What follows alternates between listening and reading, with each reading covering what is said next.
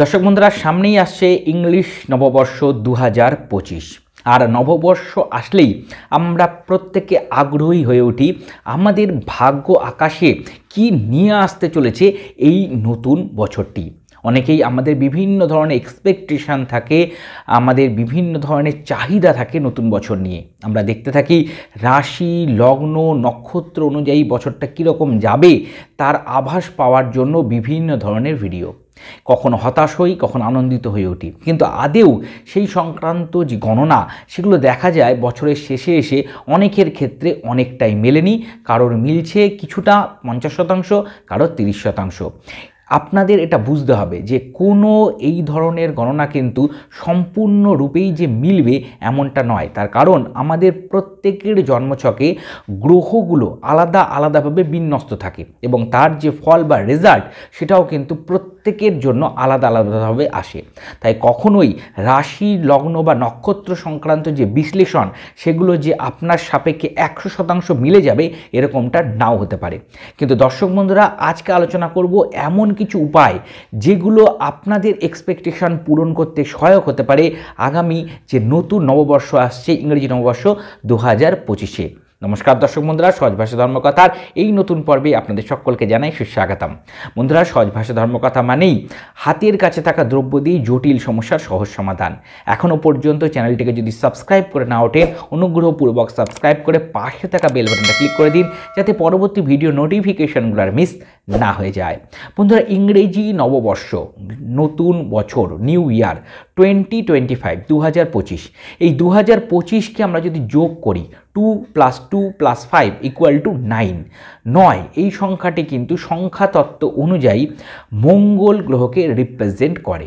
অর্থাৎ 2024 সাল যেমন ছিল শনি প্রভাবিত একটি বছর, ঠিক সেরকমভাবেই 2025 হতে চলেছে মঙ্গল প্রভাবিত একটি বছর।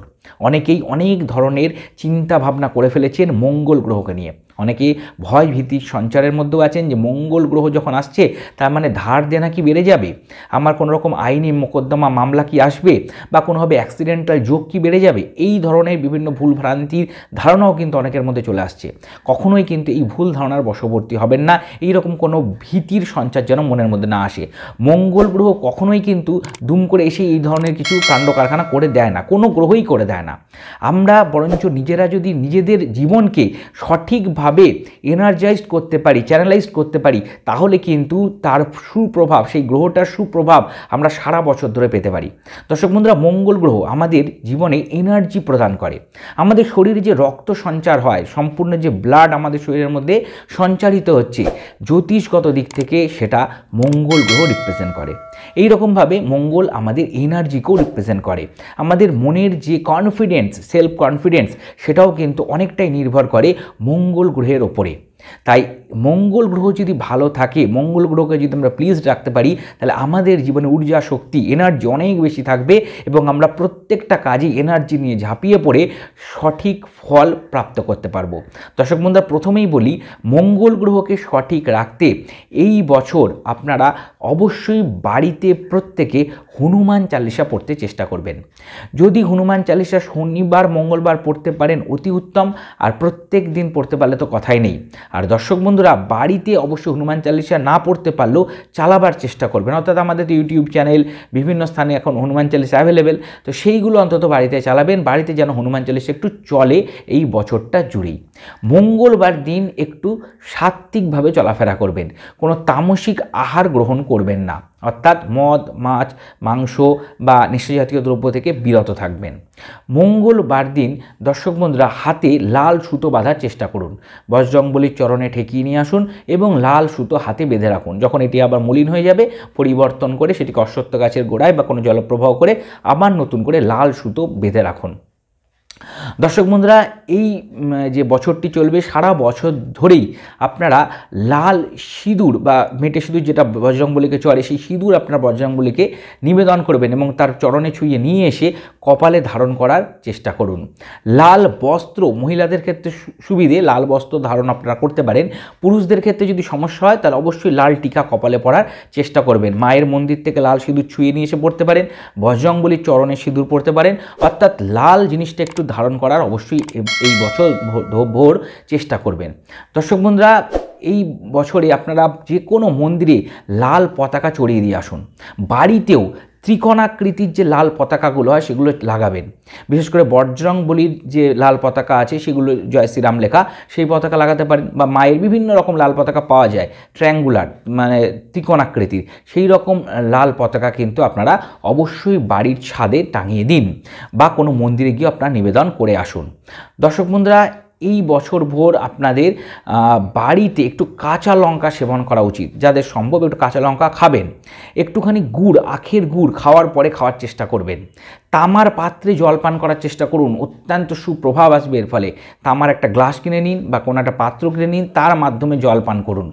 দর্শক বন্ধুরা, এই বছর কোনোভাবেই মঙ্গলবার দিন কোনো খোঁড়াখাড়ির কাজ করবেন না। অর্থাৎ বাড়ি শুরু করেছেন, মঙ্গলবার দিন গর্ত করা হবে, স্যালোর পাম্প লাগাচ্ছেন, মঙ্গলবার দিন খুঁড়বে, এরকম কোনো ভূমিতে কর্ষণ করাও এমনকি উচিত না মঙ্গলবার দিন। অর্থাৎ যারা লাঙল লাগাচ্ছেন তারাও মঙ্গলবার দিনটা অ্যাভয়েড করে করার চেষ্টা করবেন। অর্থাৎ কোনোভাবেই বাড়িতে মঙ্গলবার দিন মাটি খোঁড়াখুড়ির কোনো কাজ আপনি করবেন না, অ্যাভয়েড করবেন এটাকে। দর্শক বন্ধুরা, মায়ের মন্দিরে লাল বস্ত্র অবশ্যই চড়ানো উচিত এই বছর। যে কোনো মাতৃমন্দির হতে পারে, মায়ের দুর্গা মা মন্দির হতে পারে, কালী মার মন্দির হতে পারে, অবশ্যই লাল বস্ত্র আপনারা নিবেদন করে দিয়ে আসুন। নুন এই বছর অবশ্যই কোনো জায়গায় দেবেন যেখানে ভান্ডারা হচ্ছে, অর্থাৎ লোককে খাওয়াচ্ছে, সেই সমস্ত জায়গায় নুন যদি দিয়ে দিতে পারেন খুব ভালো। নুন দান করা উচিত এই বছর ভোর। দর্শক বন্ধুরা, আপনাদের যে বোঁদে পাওয়া যায়, অর্থাৎ তেলে ভাজা যে মিষ্টি বোঁদে, সেই বোঁদে আপনারা নিবেদন করুন যে কোনো বজরংবলীর মন্দিরে, এবং সেই প্রসাদ হিসাবে মানুষের মধ্যে ডিস্ট্রিবিউট করে দিন। বিভিন্ন ধরনের গ্রহগত ডিস্টারবেন্স এর ফলে আপনাদের কেটে যাবে।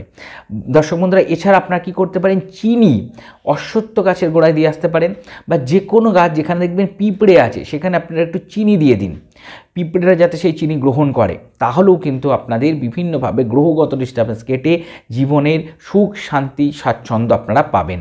দর্শক বন্ধুরা, অবশ্যই দেশলাই কাঠি ম্যাচ বক্স, সেটা আপনারা যে কোনো হনুমান মন্দিরে আপনারা দিয়ে আসুন। বিশেষ করে মঙ্গলবার দিন করে দিয়ে আসতে পারেন। এই বছর এলাচ এবং বাতাসা মিশ্রিত করা জল প্রস্তুত করুন এবং দেবাদিদেব মহাদেবের অভিষেক করুন সেই জল দিয়ে। যে কোনো সোমবার দিন আপনারা অত্যন্ত সুপ্রভাব পাবেন এর ফলে। যে কোনো মায়ের মন্দির, কালী মা হতে পারে, দুর্গা মা হতে পারে, রূপোর ছত্র নিবেদন করে দিয়ে আসুন। শুক্রবার করে করতে পারলে অতি উত্তম। মায়ের যে কোনো মন্দিরে আপনারা রূপোর ছত্র, আপনাদের যেমন ক্ষমতা আছে সেই অনুযায়ী আপনারা কিনবেন, ছোট হোক বড় হোক, নিয়ে নিবেদন করে দিয়ে আসতে পারেন। দর্শক বন্ধুরা, এই বছর ভোর আপনারা যদি একটু এক্সারসাইজ করেন, ফিজিক্যাল এক্সারসাইজ করেন, একটু হেলথ কনসাস খাওয়া দাওয়া করেন, অত্যন্ত ভালো রেজাল্ট পাবেন এর ফলে। এছাড়া দর্শক বন্ধুরা, কোনোভাবেই এই বছর কিন্তু আপনাদের কোনো ঝগড়া বিবাদের মধ্যে জড়িয়ে পড়া উচিত না। মাথাটা একটু ঠান্ডা রাখতে হবে, ঝগড়া বিবাদ থেকে নিজেদের অ্যাভয়েড রাখবেন। এবং অবশ্যই বছরে পারলে একবার ব্লাড ডোনেট করুন, রক্তদান করুন। এই বছর অত্যন্ত ভালো রেজাল্ট পাবেন আপনারা। দর্শক বন্ধুরা, এই বছর আপনারা একটু জবের ছাতু বাড়িতে রেখে দিন এবং মাঝে মাঝে যখন আটা মাখবেন, বিশেষ করে মঙ্গলবার করে, শনিবার করে, একটু জবের ছাতু আটার সাথে মিশ্রিত করে দিন এবং সেই আটা মেখে আপনারা রুটি প্রস্তুত করে আহার গ্রহণ করুন। একটু মাটিতে বসে আহার গ্রহণ করার চেষ্টা করবেন এই বছর। অন্তত সপ্তাহে একদিন করে চেষ্টা করুন মাটিতে বসে খাওয়ার জন্য, খেতে ডাইনিং টেবিল না ব্যবহার করে মাটিতে বসে খাদ্য গ্রহণ করার। এই রকম ছোট ছোট উপায় যদি এই বছর ভোর আপনারা প্র্যাকটিসের মধ্যে নিয়ে আসেন, নিয়মিত প্র্যাকটিস করেন প্রতিনিয়ত, তাহলে কিন্তু আপনাদের জীবন অত্যন্ত সুন্দর গতিতে চলবে। আপনারা সুস্বাস্থ্য লাভ করবেন, আর্থিক উন্নতি পাবেন, মানসিক শান্তি পাবেন। বছরটা কিন্তু আপনাদের ভালো একটা ফল দিয়ে চলে যাবে। দর্শক বন্ধুরা, আশা করি সম্পূর্ণ বিষয়টি সহজভাবে বোঝাতে আমি সক্ষম হয়েছি এবং এই পর্বটি আপনাদের কাজে লাগবে। যদি পর্বটি ভালো লেগে থাকে একটা লাইক দিয়ে আমাকে উৎসাহিত করুন এবং সহজ ভাষা ধর্মকথা এরকম আরও পর্ব পেতে সহজ ভাষা ধর্মকথাকে সাবস্ক্রাইব করে পাশে থাকা বেল বাটনটা ক্লিক করে দিন, যাতে পরবর্তী ভিডিও নোটিফিকেশনগুলো আর মিস না হয়ে যায়। আর বন্ধুরা, আমাদের ফেসবুক পেজ সহজ ভাষা ধর্মকথা, ওখানে একটা লাইক দিয়ে রাখুন। হিন্দু ধর্মশাস্ত্রের বিভিন্ন বিষয়, মন্ত্রতন্ত্র ওখানে নিয়মিত আলোচনা হয়ে থাকে। সকালে ভালো থাকবেন। আগামী নতুন বছর 2025-এর শুভেচ্ছা অভিনন্দন সহ আজকের মতন বিদায় নিচ্ছি। Happy new year.